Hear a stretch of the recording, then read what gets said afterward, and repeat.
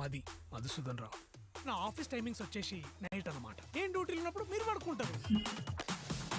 అట్లనే వెయిట్ చేస్తే నువ్వు ఇష్టపడ్డ పిల్ల కూడా వెళ్ళిపోతుంది. ఆలోచించరా. నీ పెళ్లి చూసి ప్రశాంతంగా పోతారా?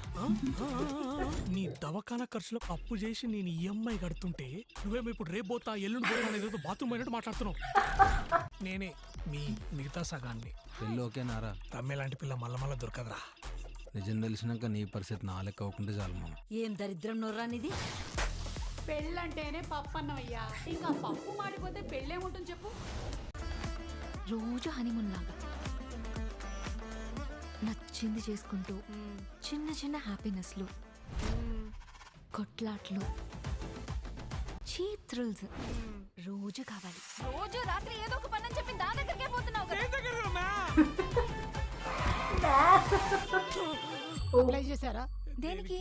డివోర్స్ కి?